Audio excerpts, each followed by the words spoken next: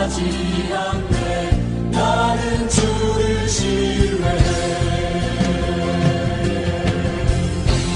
오직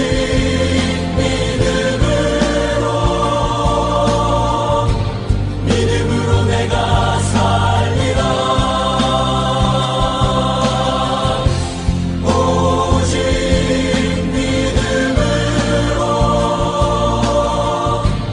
믿음으로 내가 살리라. 오직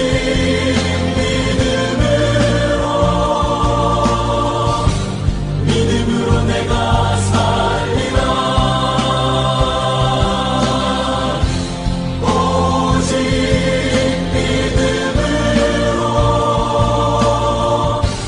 믿음으로 내가 살리라. 오직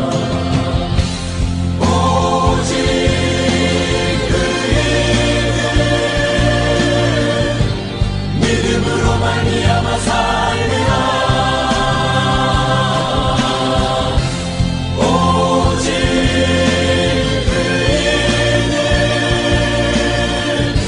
믿음으로 말미암아 살리라. 오직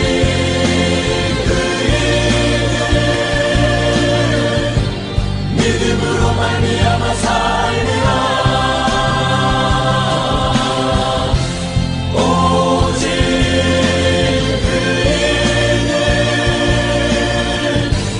믿음으로 말미암아 살리라.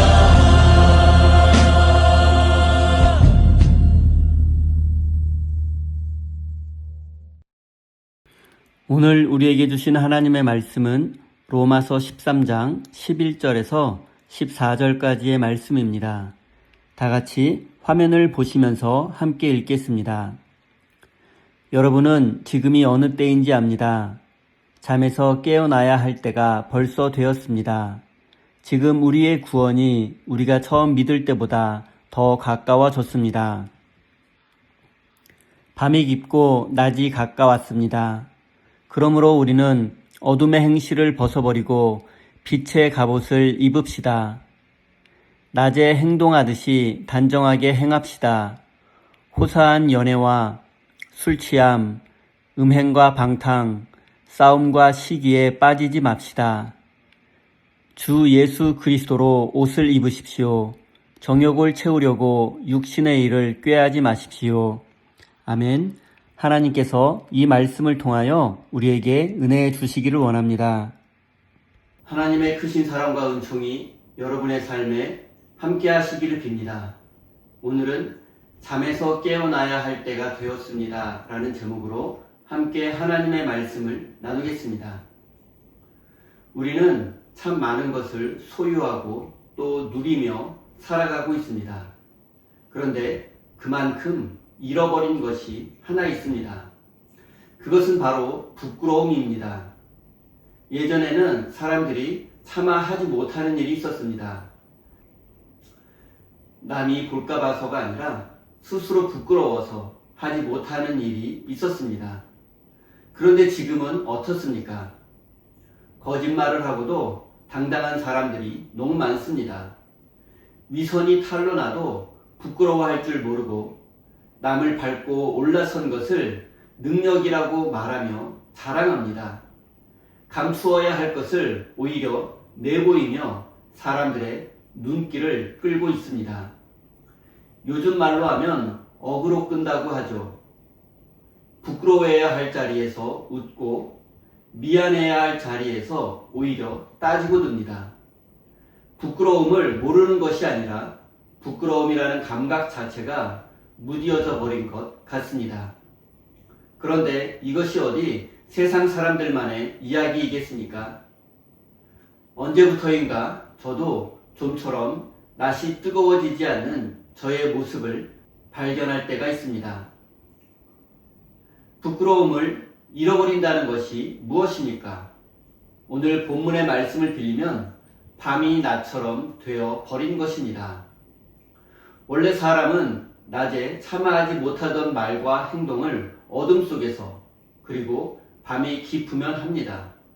그런데 그 밤이 깊어지다 보면 어느 순간 부끄러움 자체가 사라지게 됩니다. 밤은 사람의 얼굴만 바꾸어 놓는 것이 아니라 사람의 마음까지도 바꾸어 놓습니다. 오늘 본문에서 사도 바울은 바로 이 밤과 낮의 언어로 우리에게 말씀합니다. 여러분은 지금이 어느 때인지 압니다. 잠에서 깨어나야 할 때가 벌써 되었습니다. 오늘 이 말씀을 통해서 지금이 어느 때인지, 또 우리는 지금 깨어 있는지, 그리고 우리가 어떤 옷을 입고 있는지에 대해서 생각해 보겠습니다. 먼저 바울이 말하는 때, 시기, 시간이 무엇인지, 무엇을 의미하는지 알아보겠습니다. 달력과 시계로 계산하는 시간, 그리고 과거와 현재를 지나 미래로 가는 시간을 헬라어로 크로노스라고 부릅니다. 그러나 오늘 본문이 말하는 시간은 헬라어로 카이로스입니다. 카이로스는 개인 또는 세상에 큰 의미가 있는 사건이 일어나는 시간입니다. 초기 기독교인들은 하나님을 만나는 시간, 그리고 하나님의 은혜와 구원이 일어나는 시간을 카이로스라고 불렀습니다. 그래서 카이로스와 크로노스는 뜻도 차원도 다릅니다. 이 둘을 혼동해서 성경의 시간을 이해하는 것은 매우 잘못된 것입니다. 지금도 재림의 날짜를 계산하는 종말론자들이 있습니다. 예수님은 그날과 그때를 아무도 모른다고 하셨지만 시한부 종말론자들은 예수님이 재림하시는 날을 알 수 있다고 합니다. 그러나 우리에게 중요한 것은 그 시간을 정확하게 알아내는 것이 아닙니다. 이 때를 어떻게 준비하며 그때까지 어떻게 그리스도인으로 살아갈 것인가가 중요한 것입니다. 신학자 칼바르트는 이렇게 말했습니다. 사실은 시간이 오고 가는 것이 아니라 사람이 오고 가는 것이다. 어려운 말이지만 설명하자면 구름에 걸린 달을 쳐다보고 있으면 달이 가고 있는 것처럼 보이지만 사실은 달은 가만히 있고 구름이 흘러가는 것입니다. 마찬가지로 우리는 시간이 빠르다고 말하지만 그 시간은 내가 있으나 없으나 영원한 현재처럼 천천히 갈 뿐입니다. 어쩌면 구름처럼 빨리 지나가는 것은 우리 인간일지도 모릅니다. 그러니 주님의 때를 생각한다는 것은 결국 나의 때를 아는 것으로 연결됩니다. 언제 나에게 마지막 순간이 닥칠지 누가 알겠습니까? 세상에 나오는 데에는 순서가 있을지 몰라도 세상을 떠나는 데에는 순서가 없습니다. 이것은 자동차 여행을 떠나는 사람이 라디오 주파수를 맞추는 것과 같습니다. 늘 깨어서 주파수를 맞추는 사람은 원하는 음악과 소식을 들을 수 있지만 그렇지 못한 사람은 귀에 거슬리는 잡음을 크게 틀어놓고 운전하는 것과 같습니다. 하나님의 때를 안다는 것이 바로 이런 것입니다. 매 순간 깨어서 하나님이 지금 나에게 무엇을 말씀하시는지, 무엇을 원하시는지 하나님께 주파수를 맞추며 살아가는 것입니다. 우리는 시간이 지나면 겪게 되는 생로병사를 두려워할 것이 아니라 하나님 안에서 오늘이 마지막일지도 모른다는 심정으로 부끄러움 없이 두려움 없이 살아야 합니다. 그리고 하나님의 시간 안에서 산다는 것은 결국 희망 안에서 산다는 뜻입니다. 지금 내 인생이 어떤 형편이든지 세상이 어떻게 돌아가든지 하나님의 시간 안에 사는 사람은 희망을 품고 사는 사람입니다. 이것이 바로 성경이 말하는 참된 마지막 때, 참된 종말입니다. 사랑하는 성도 여러분, 지금은 크로노스의 때가 아니라 카이로스의 때, 곧 하나님의 시간입니다.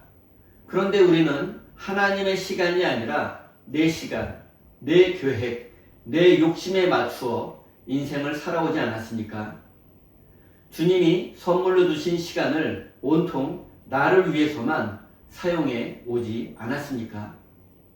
이제 여러분 인생의 시간표, 그리고 오늘 하루의 시간표를 다시 짜십시오. 그래서 하나님의 때에, 하나님의 시간에 맞추어 사는 지혜로운 사람이 되시기 바랍니다. 이제 사도 바울이 우리에게 잠에서 깨어나야 할 때가 벌써 되었다고 말씀한 그 말씀의 의미를 알아보겠습니다. 성경은 잠을 여러 의미로 사용합니다. 첫째는 자연적인 육체의 잠, 둘째는 죽음을 뜻합니다. 셋째는 죄악으로 자신의 영혼을 잃어버린 상태를 의미합니다. 잠잘 때 인간은 자기를 잃어버립니다. 건강한 사람은 아침이 되면 다시 자기를 되찾지만 아침이 되었는데도 되찾지 못한다면 영원한 잠에 빠질 수밖에 없습니다. 믿음의 측면에서 잠이란 죄악의 밤에 자신을 빼앗겨버린 상태, 자신을 잃어버린 상태, 그 상태를 의미합니다. 여러분도 한 번쯤 들어보셨을 이야기가 있습니다. 개구리를 펄펄 끓는 물에 집어넣으면 깜짝 놀라 곧바로 뛰어나옵니다. 그런데 찬물에 넣고 천천히 불을 올리면 개구리는 물이 뜨거워지는 줄도 모르고 그대로 있다가 결국 삶은 개구리가 되고 만다는 이야기입니다. 이 이야기가 오랫동안 사람들의 입에 오르내리는 이유가 무엇이겠습니까? 이것이 단순한 개구리 이야기가 아니라 어쩌면 우리의 이야기일지도 모르기 때문입니다. 사람은 한순간에 갑자기 죄인으로 변하지 않습니다. 조금씩 죄에 물들고 죄와 타협하다 결국 죄인이 되고 마는 것입니다. 처음 거짓말을 했을 때에는 얼굴이 화끈거리고 누가 알까봐 두렵고 부끄럽습니다. 그런데 그런 거짓이 반복되면 부끄럽지 않고 그러려니 하게 됩니다. 처음 어떤 사람을 미워하기 시작했을 때에는 죄책감이 들고 기도도 막힙니다. 그런데 그 미워하는 마음이 반복되면 그 마음도 자연스럽게 됩니다. 이것이 바로 성경이 말하는 영혼의 잠입니다. 죄악의 잠은 요란스럽게 오지 않습니다. 조금만 더라는 부드럽고 다정한 목소리로 다가옵니다.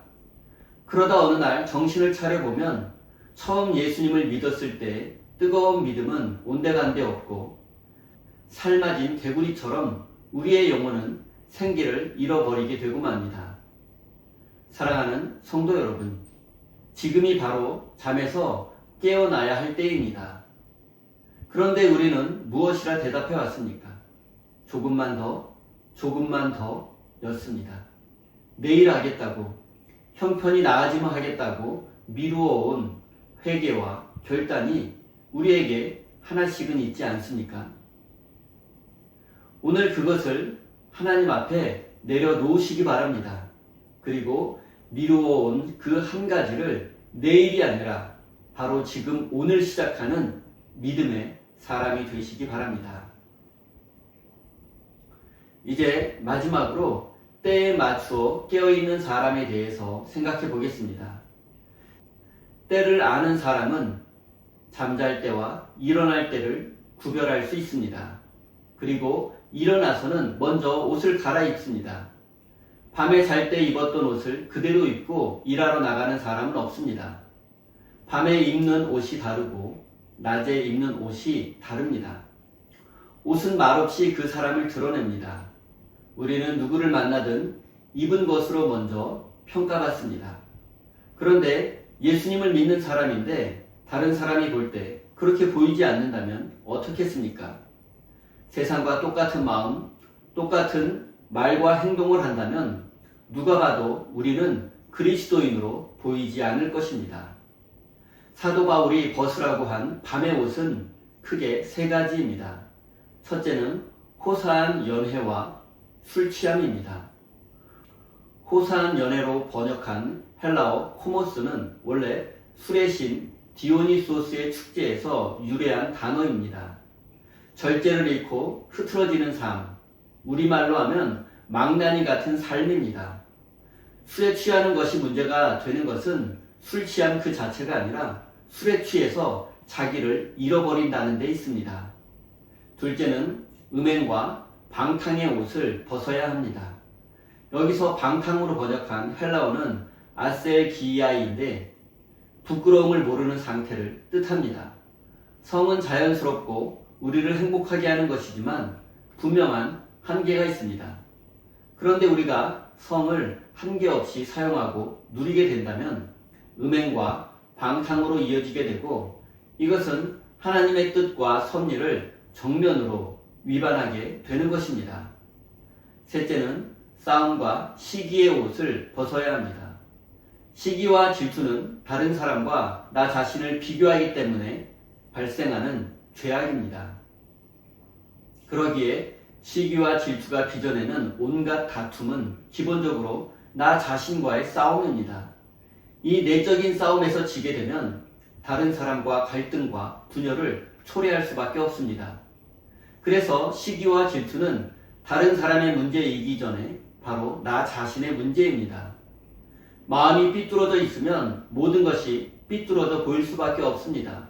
그런데 눈을 씻고 다시 보면, 자신을 한 번 더 돌아보면 그때 비로소 모든 것이 제대로 보이기 시작합니다. 그래서 사도 바울은 어둠의 행실을 벗어버리고 빛의 갑옷을 입으라고 했습니다. 또한 주 예수 그리스도로 옷을 입으십시오라고 말씀합니다. 그리스도인이 그리스도의 옷을 입는 것, 그리스도의 마음을 본받아 그를 닮아가는 것은 너무나 당연한 것입니다. 사랑하는 성도 여러분, 우리에게는 벗어버려야 할 옷들이 있지 않습니까? 절제하지 못하는 것, 부끄러움을 잃어버린 것, 누군가를 향한 시기와 미움, 이 모든 것을 벗어버려야만 합니다. 그리고 이제 그리스도의 옷을 입고 거룩한 믿음의 사람이 되어야 합니다. 사랑하는 우리 세임교회 성도 여러분, 지금은 죄악의 잠에서 일어나야 할 때입니다. 잃어버린 부끄러움을 다시 배워야 할 때입니다. 이제 더는 영혼의 깊은 잠에 빠져서는 안 됩니다. 지금 일어나십시오. 깨어나십시오. 주님이 가까이 오고 계시고 우리가 주님께 돌아갈 시간이 가까워졌음을 깨달아가는 지혜로운 사람이 되시기를 예수님의 이름으로 축원드립니다.